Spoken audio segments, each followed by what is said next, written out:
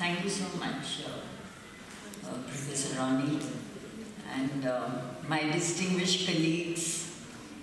After the very inspirational speech by a living legend, I am very humbled, and I think that I'll probably bring you down to earth with what I have to say, because in my role as the President of the International Association of Schools of Social Work, have to advocate for our fraternity and maybe say a few good things and not so good things. But my basic message is that we have to be a collective, we have to be together. If we have to fight any cause, I'm using the word fight, not in terms of a violent fight, but using non-violent methods. We have to take up causes, we have to be a collective, we have to be together within our own country and across countries, across the globe, if we want to make a difference, especially in this very, very complex and contentious area of conflict and peace building. And I want to congratulate the association that has been created by social workers for peace and welfare. Congratulations. I think this is a very important beginning for all of us. We hear of Doctors Without Borders, we hear of Nurses Without Borders, we hear of so many such associations. Of course, now we also have Social Workers Without Borders. But to have an organization working for peace, and especially in countries that are at war with each other, where social workers from both the countries are attempting to come together and discuss what strategies we need to use to advocate for peace, to build peace in our communities. I think this is a very courageous step, and I think at the end of this little talk that I give, I would really like this to expand to other countries, and maybe we should make it a movement across the world, and I'm sure all our international organizations will support this movement. So I thank you, the hosts, the sponsors, for your generosity to bring me here all the way from India. It's a long way, and I'm really very happy and proud to be here, very honored to be here. We in the International Association of Schools of Social Work are committed to promoting peace around the world, which is, as mentioned by our previous speaker, is very essential for promoting inherent dignity and worth of people. We all agree that peace is not just the absence of war, but creating environments where people can live and enjoy freedom from oppression and injustice. And you may be probably aware that promoting dignity and worth is the theme of the global agenda for social work and social development, and the theme for our next World Conference in 2016 in Seoul, Korea. It is said that the most devastating causes of oppression, injustice, and violation of human rights throughout time have been war and other violent conflicts. And interestingly, our own social work history, if you look at our social work history, it has arisen under such environments where wars have been fought, wars have been created, and civil strife has arisen for freedom and liberation. And we are now witnessing a continuous trail of conflicts between nations, between countries, and the reasons are extremely complex. Are social workers anywhere around the scene? They are very much there. But maybe we see more of them as healers. Healers of those who are affected by the war, who are injured by the war, both psychologically and physically. And we have a history of social work. For example, in India, we have a long history of social work with the armed forces, where our social workers are employed and placed with the hospitals and with the rehab centers, and they have been working with the ex-combatants in those situations. And I think this is what is happening in most of our countries. However, the question that is being raised by some of my colleagues, and maybe you've heard their names, you've heard of Vasilios maybe, who has produced our issue, our online magazine, which is the Social Dialogue magazine. If you go to our website, you will be able to, look at the magazine. Our latest issue is on social work and conflict. And in that, Vasilios makes us aware that history of social work has been conceived out of conflicts and wars, especially world wars, and was characterized by both care and control.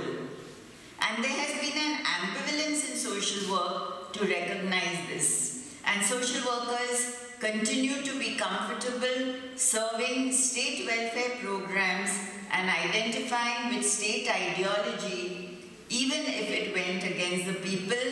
And this has been studied by several social work researchers like Walter Lawrence, a very distinguished social work educationist who referred to social work in Nazi Germany.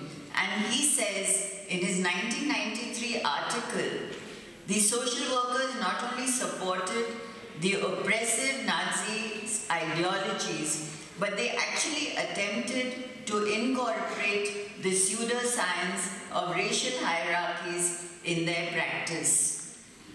But at the same time, we have the other side, where in Spain, the Spanish Civil War, we saw the first organized mobilization of social workers against fascism.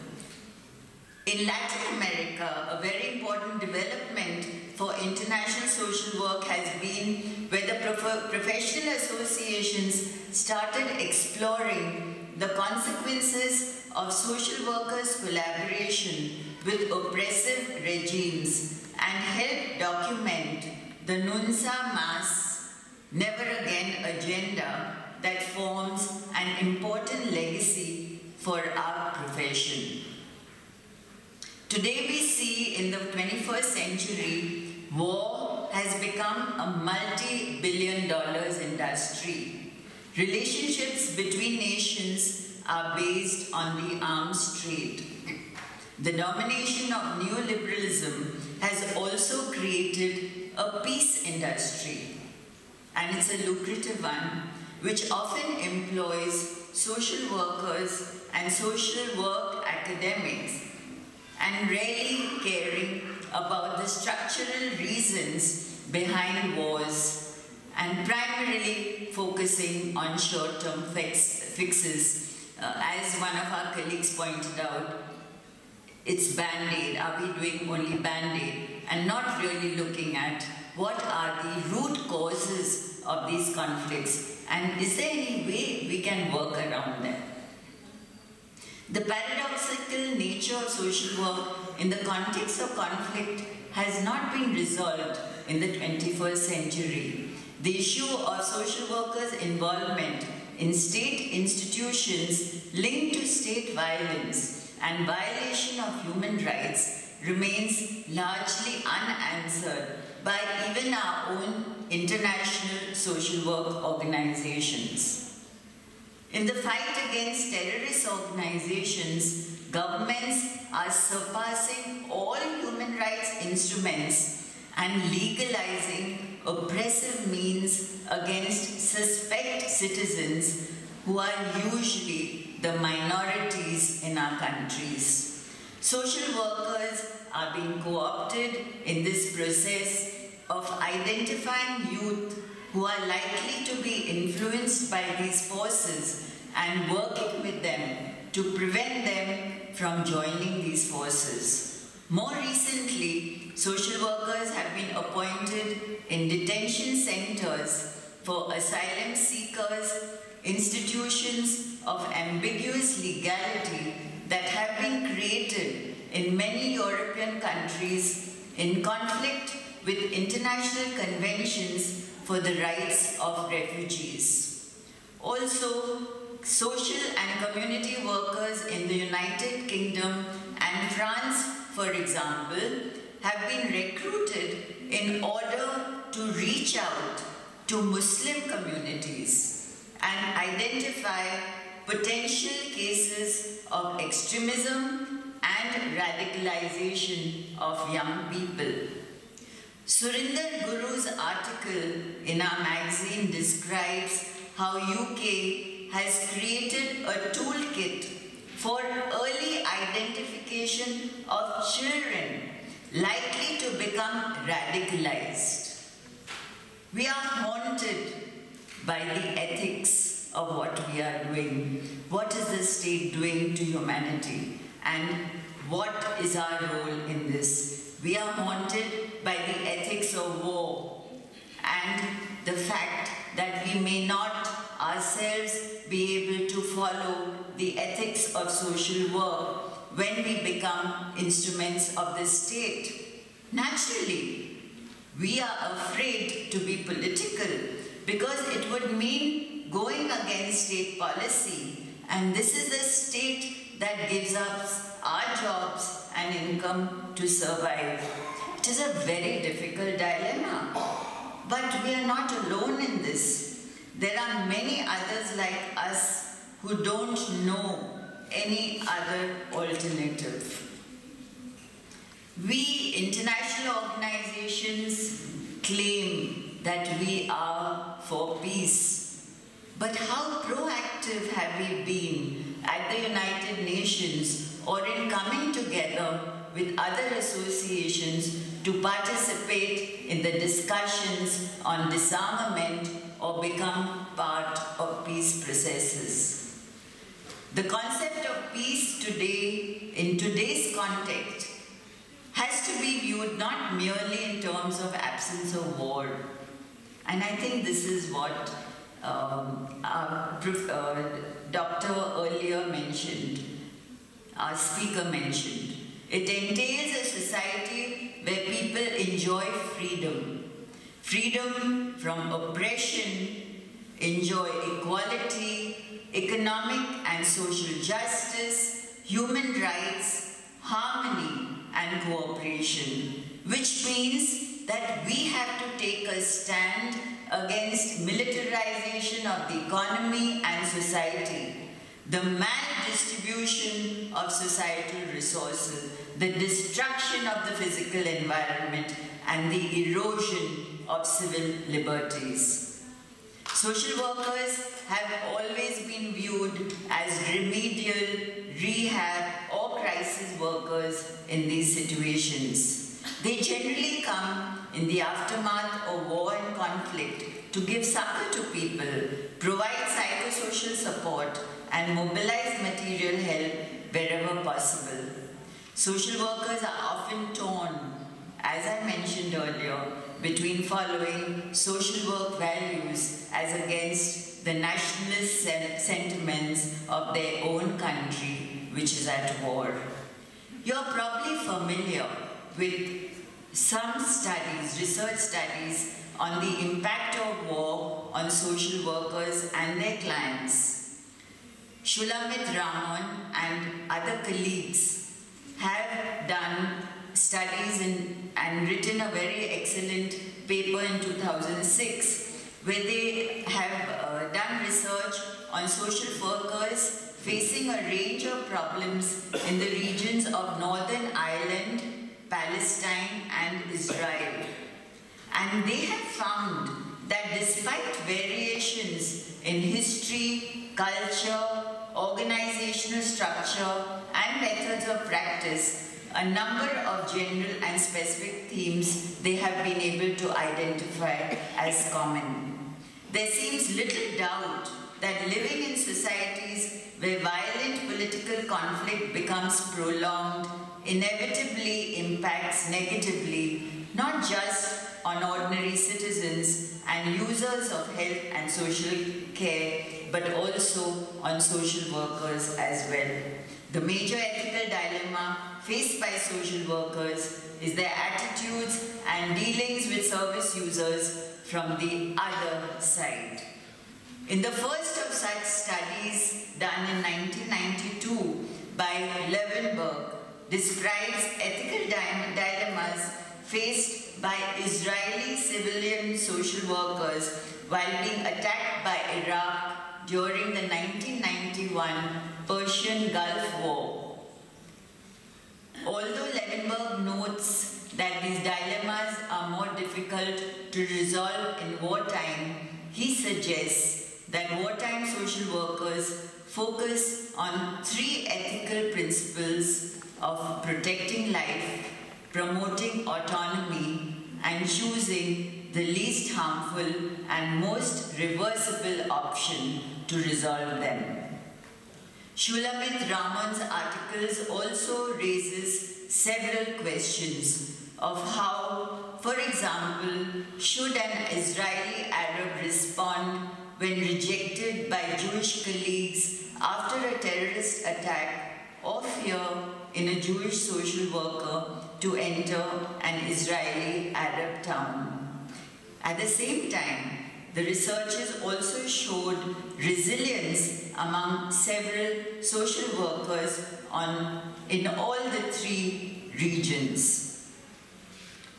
When social workers work with ex-combatants, they need to pay attention to the study done in 2013 by Guy Grossman, Deborah Manikin, and Dan Muirdonig. They observed that given the centrality of the conflict to global affairs, they are referring here again to the Israeli-Palestinian conflict, and with no resolution to the conflict currently in sight, the question of the political consequences of combat becomes all the more pressing. We find, this I'm quoting them, that exposure to combat hardens attitudes towards the rival and reduces support for negotiation and compromise. Importantly, these attitudes translate directly into voting behavior such that combatants are more likely to vote for hardliner parties. These findings cast doubt on research highlighting the benign effects of combat and underscore the importance of combatant reintegration for the transition from conflict to peace. All these studies advocate and concluded that training, education, and support were crucial to professional and social change. However, they also demonstrated that while social workers received technically competent training in interventions, their moral and ethical dilemmas pertaining to deal with prejudice and intergroup conflicts were left unresolved.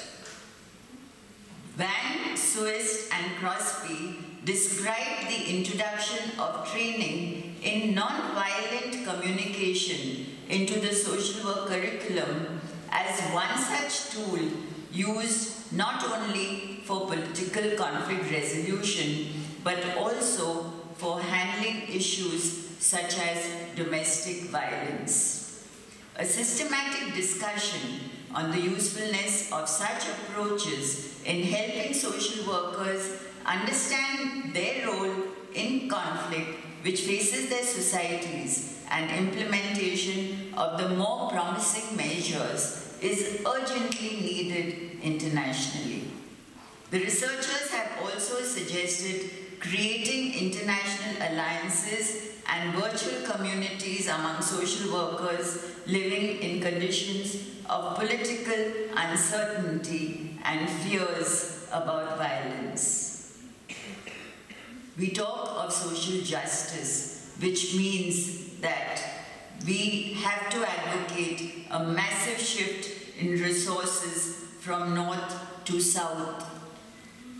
It requires redirection of investment into socially productive activities and moral leadership, asserting the need for redistribution between and within societies so that adequate living standards for all could be attained. In other words, it requires an inversion of the current concentration of wealth and resources in global multinational enterprises which pursue shareholder value rather than social justice.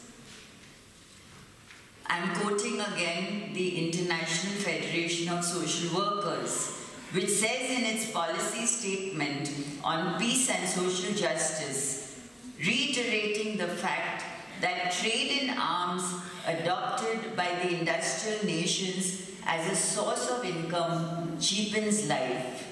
UN member states tend to resolve differences over territories and national identity through wars.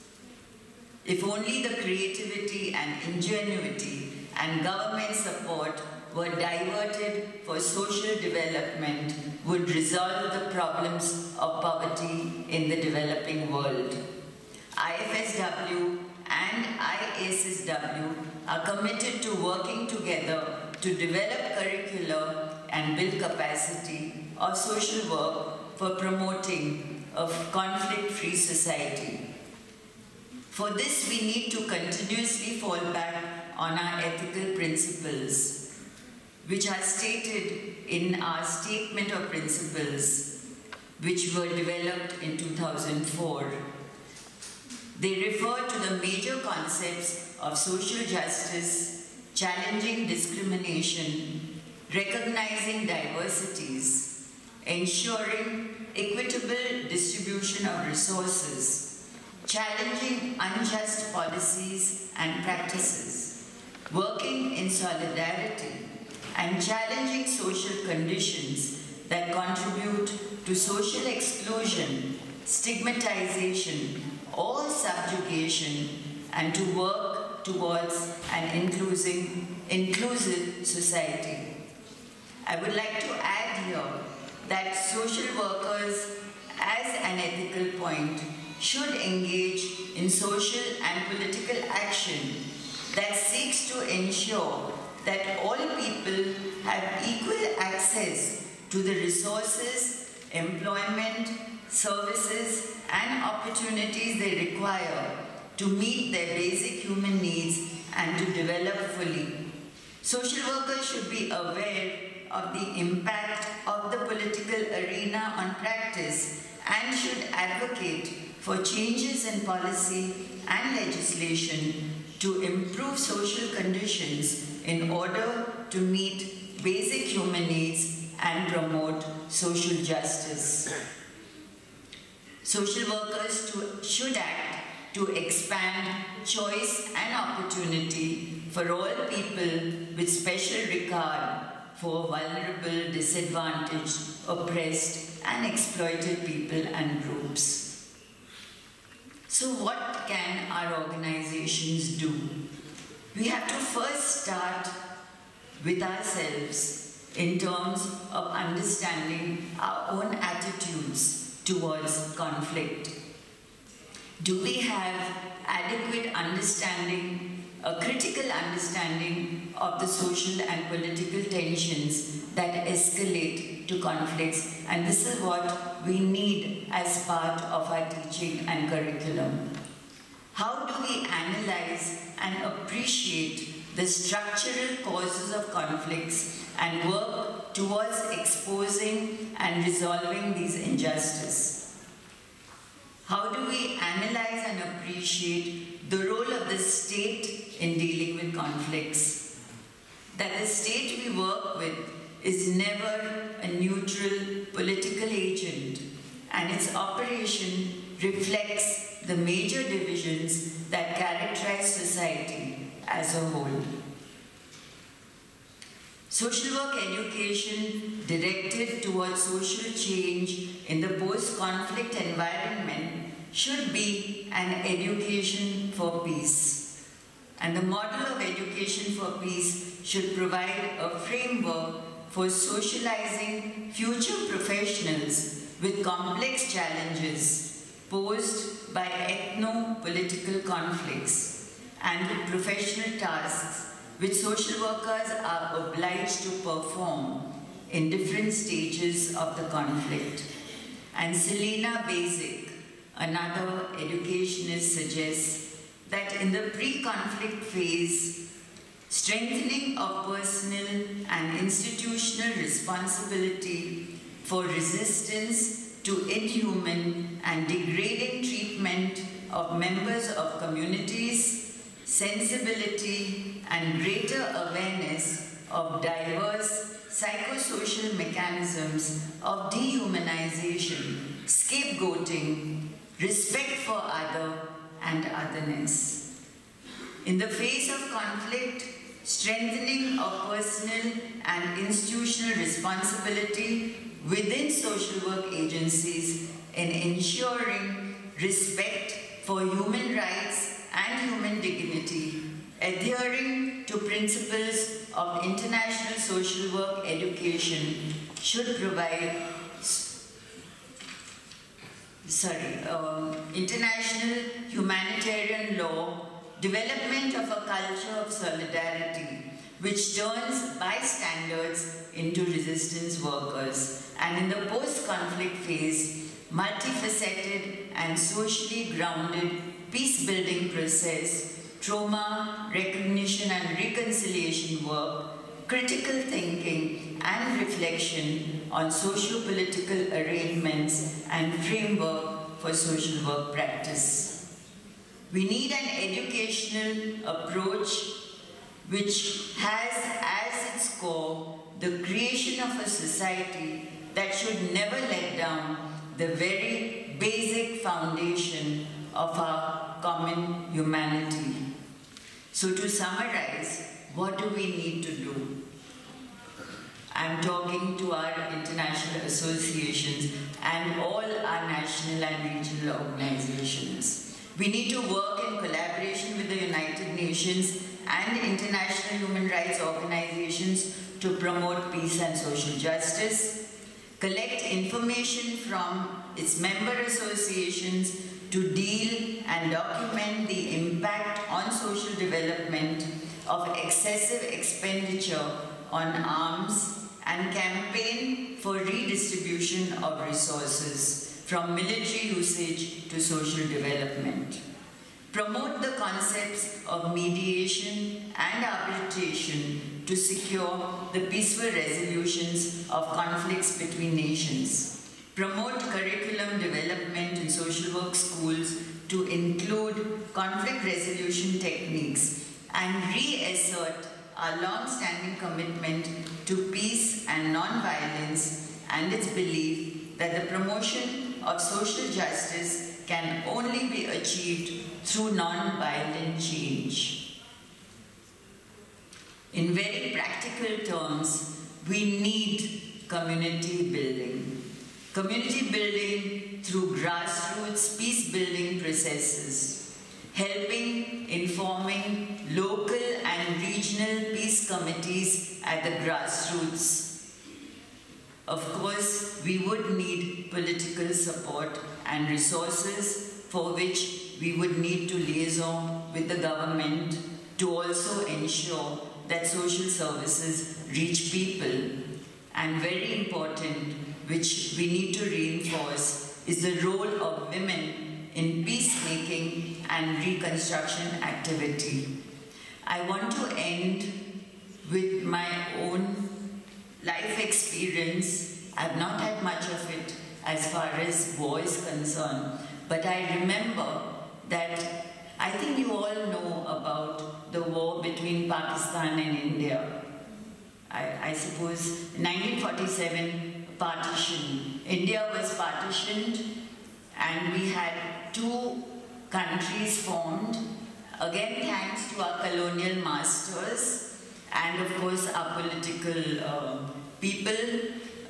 Based on religious grounds, Pakistan was formed with a Muslim-dominated population and India was formed with supposedly a Hindu-dominated population. I was not born at that time, I was born a year later.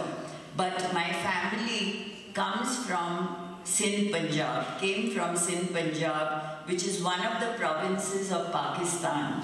And I remember my family telling us stories of how refugees would come and live in our home. We had a 500 square foot apartment and we were a large family. Of course, we grew over time, but we were a fairly large family. But we had a lot of our relatives coming and staying with us as refugees till they could find alternative housing for themselves. Like I said, it was a sad experience, but at the same time, as pointed out, that our Sindhi communities today, one of the most prosperous communities in the country. And why? Because we didn't lose hope and we didn't lose confidence in ourselves. People worked very hard.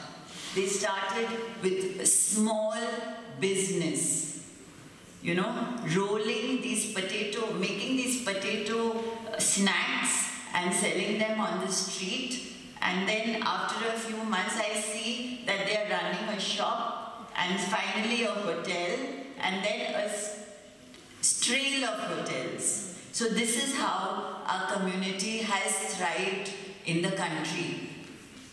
We don't have a place to go to. India is our country. We call it a native. You know, in our forms, we are allowed a holiday.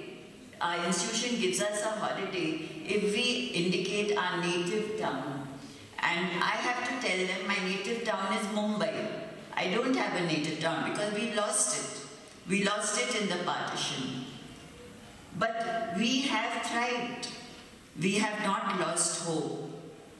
And that is because of the support of the community. And I think that is where I would like to end my presentation, is that if we can mobilize the support of our communities, we can work with our community, with our leadership, whether they are religious leaders, and we have done it. We have done it in India, South Africa. There are many examples where social workers have worked with the community and they have stemmed further conflict. We had very terrible Muslim-Hindu riots in Mumbai in 1993, where a lot of people were killed. And as social workers, we went into the communities, we did a survey of people to find out how they were affected, and we then formed small committees in the communities, what are called peace communities. Of course, we have, Indian name for it. But they became, finally they became ward level committees for development of their own wards. So there is hope. And I think as social workers, we have a lot to do. And thank you once again for inviting me. And